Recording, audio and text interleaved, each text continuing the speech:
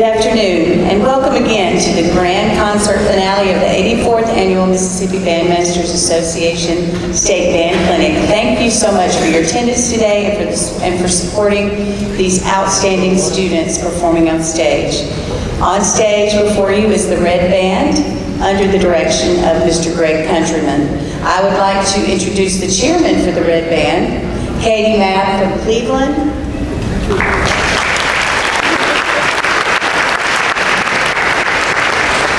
Terrence Barnado from Columbus,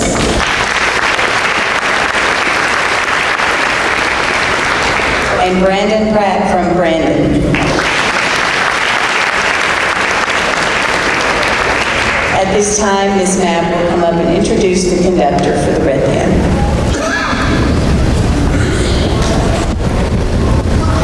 Good afternoon. I would like to introduce the clinician for the Red Band, Mr. Greg Countryman.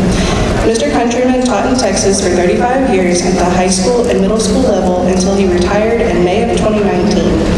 He grew up in Decatur, Alabama, where his father, Jerry Countryman, was his high school band director and played a major role in his decision to become a band director. Mr. Countryman earned his Bachelor of Music Education degree from Louisiana State University and a Master of Music Education degree from the University of Houston.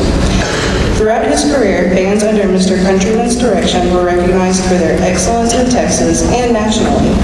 His bands have performed at the National Concert Band Festival, the Midwest Clinic, and the TMEA Convention.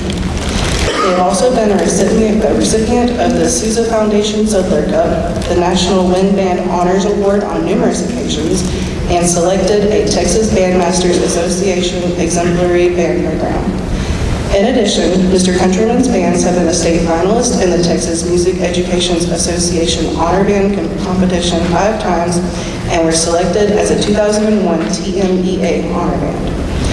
Mr. Countryman has presented clinics at the Texas Bandmasters and Texas Music Educators Conventions, the Midwest Clinic, and for the Texas Bandmasters Professional Development Series. He is a past president for the Texas chapter of the Phi Beta Mu International Bandmasters Fraternity, past president of the Texas Music Adjudicators Association, and currently the executive secretary for the Texas Music Adjudicators Association.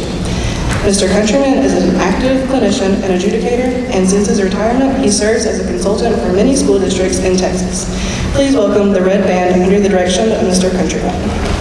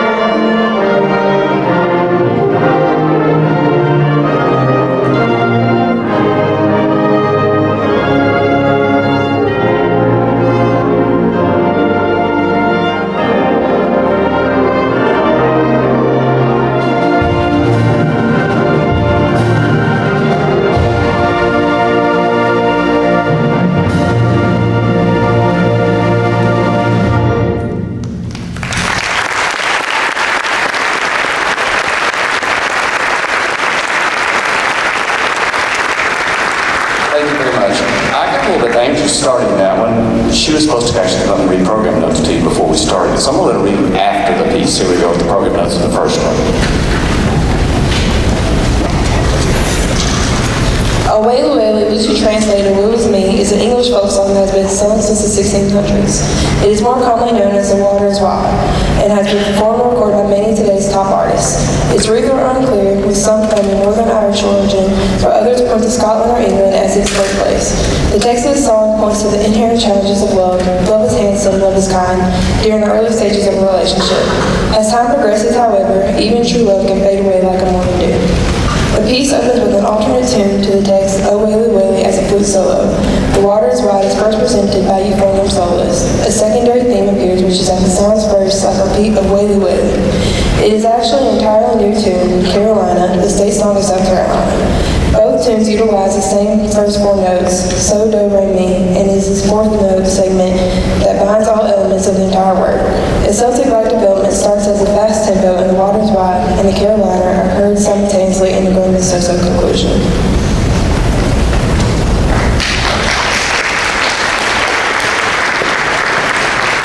So like I said, that was supposed to be before the piece, but we'll do it after you, right? All the soloists on that piece, please stand. We had a lot of soloists in that.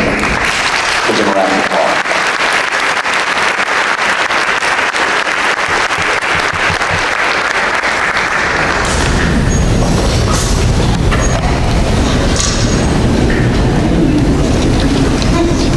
Believe it or not, it's that middle school student.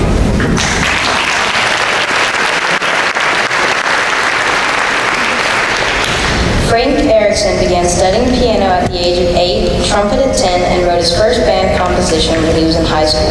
Erickson was a composer, conductor, arranger, and author of books on band method. One of the stronger tendencies of the 20th century music has been a return to certain aspects of music of the Baroque and classical periods. Compositions falling into this category are referred to as neoclassic. Air for Band is such a piece. The form was quite common in the Baroque period, and the melody and harmonies were strongly influenced by the works of Bach. Several generations of band members have developed their ability to play sustained line, to listen for the moving part, and to improve their intonation while playing this work since it was first published in 1956. While not difficult to play technically, Air for Band takes careful rehearsing to get the results the piece deserves. The composition begins softly and in a minor key, and by gradually adding instruments and increasing the dynamics and range, the climactic section is reached approximately halfway through. Erickson then uses the opening melody, creating interesting rhythms and dialogues between sections on the way to a modulation to a major key and another crescendo leading to a maestoso ending. We hope you enjoy Air for Band by Frank Erickson.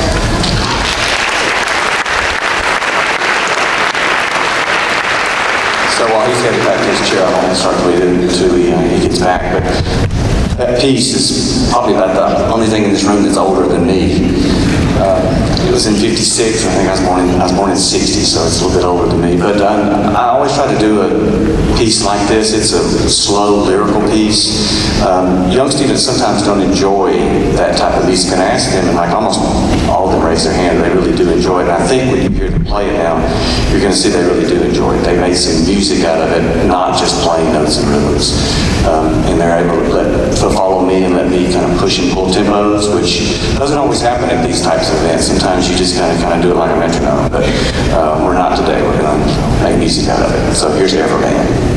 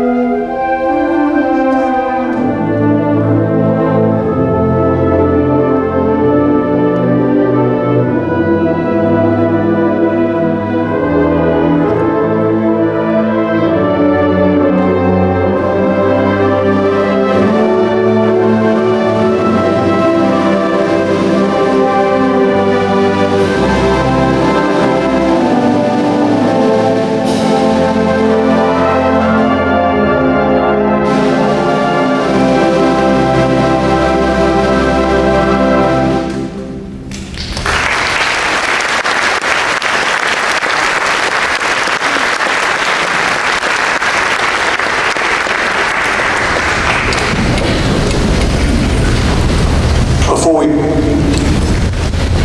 You first? Okay.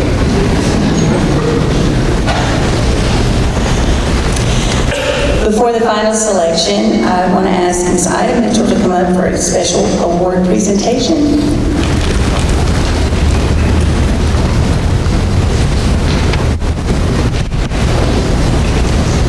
It is my honor and privilege once again to present the Outstanding Musicianship Awards to Jacob May and Bella Williams.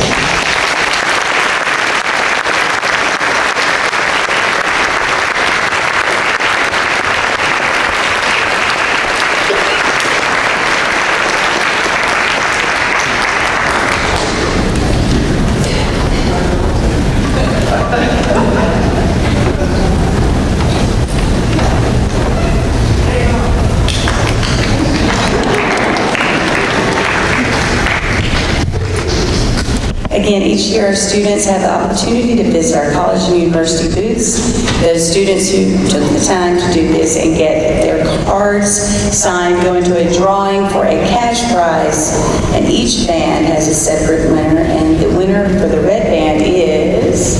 Sierra Smith.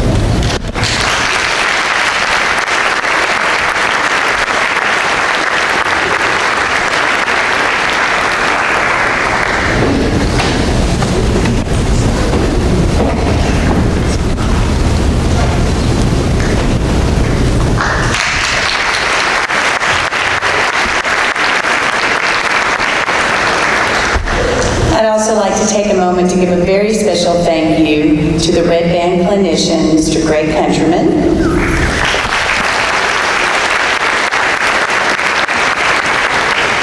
And we have a gift for you as a token of our appreciation.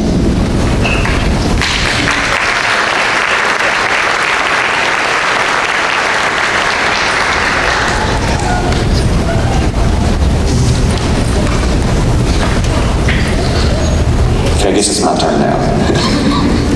So I would like to first thank Mrs. Jen Young and Mississippi Band Directors Executive Board for the invitation to come to this clinic. I've really enjoyed working with the students over the past 2 days. All that wouldn't be possible though with all like behind the scenes people, so I want to thank all those people, as well as Mr. Mab, Mrs. Mab, Mr. Fernando. He said, I could never get it right. He says, look, everybody just says, you get it right once, call me Mr. V. So, and Mr. Pratt, who are the organizers for this ensemble. They did all the folders, were in rehearsals, whatever we needed, took care of everything, and really appreciate their help with that.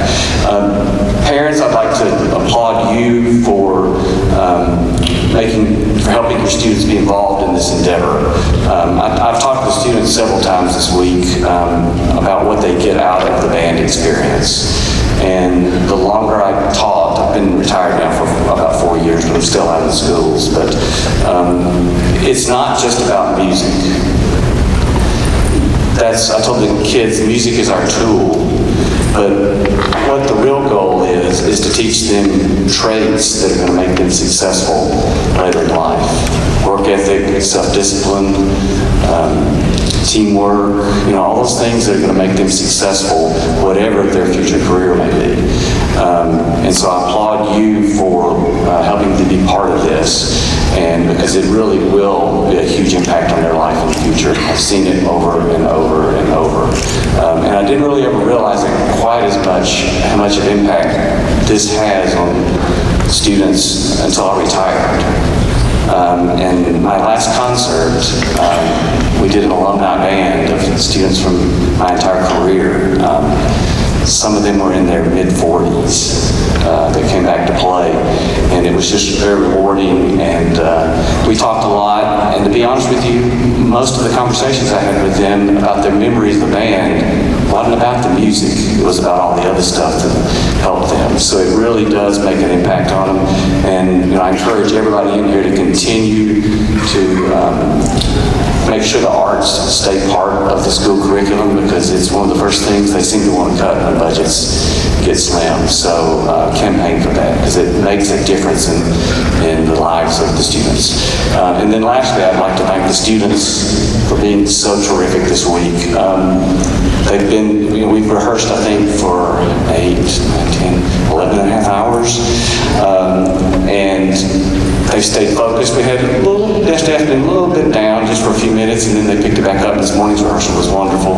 I picked a very challenging program for them to do in such a short amount of time, and they've just done an incredible job of absorbing all that. I tried to also throw in, like I said, some things about life with them, as well as just hopefully new musical concepts as well too, stuff maybe they've not heard of or that I'm reminding them about. That so hopefully either musically or personally they took something away from this weekend that will make them better either on their instruments or as a member of society. So thank you very much again to the Mississippi Bandmasters Association for this opportunity, and we will close now with Danse Bacchanale. We have somebody that's going to read program notes from there.